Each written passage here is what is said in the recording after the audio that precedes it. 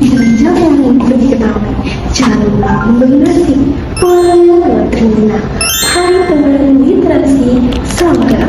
Saya Natasha Rizky Hidayat dari Sekolah Ekonomi 13 Ampel, dan sekarang saya berstatus sebagai siswi kelas 11. Nah, seru ya? Bagaimana jadinya jika seorang anak yang berasal dari suku terasi bisa membawa perubahan besar bagi desanya?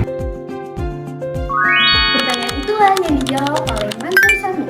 Mansur Sani merupakan sastrawan elit dan penulis legendaris. Lewat karyanya, Kuto Anak Suku Terasi yang diterbitkan oleh Sinar Grafika dan dicetak juga oleh Sinar Grafika Open. Adapun peraisan kulit dari buku ini dan ilustrasi dalam yang dilakukan oleh Andi Suhandi. Tebal buku halaman ini berjumlah 91 halaman. Siapa Kuto? Kuto adalah salah seorang murid kelas 4 SD yang bersekolah di sekolah dasar letaknya di Desa Dolok. Desa Dolok ini berdekatan dengan suku Terasi, yaitu suku Pagur dan suku Lubu. Kuto berasal dari suku Lubu. Bagaimana cerita Kuto selanjutnya? Kuto terkenal karena sifatnya yang nakal dan jago berkelahi. Juga, badannya yang tinggi dan besar membuat ia ditakuti oleh teman sebayanya. Pada puncaknya, Kuto terlibat konflik dengan gurunya yaitu Patogar, di mana dia menjiplak hasil jawaban temannya. Patogar yang mengetahuinya pun memarahi Kuto dan mengusir Kuto keluar dari kelas. Kuto mengadu kepada ayahnya. Tak lama setelahnya terjadilah pertengkaran antara ayah Kuto dan gurunya yaitu Pak Togar. Setelahnya, Pak Togar pun digantikan posisinya oleh guru baru yaitu Pak Abdi. Perlahan-lahan Pak Abdi pun mulai dekat dengan siswa-siswi di Desa Dolok ini. Karena pengetahuan beliau yang luas, beliau juga sering dimintai bantuan oleh kepala kampung untuk membantu membersihkan masalah-masalah yang ada di Desa Dolok. Alasan saya memilih buku yang berjudul Kuto Anak Suku Terasi karena covernya yang terlihat sangat menarik. Lalu kedua, setelah saya membuka bukunya dan saya membaca daftar isinya, ternyata judul-judul babnya juga tidak kalah menarik. Pertama yaitu bayangkan anak kelas 4 SD bisa memperbaiki saluran air di desanya.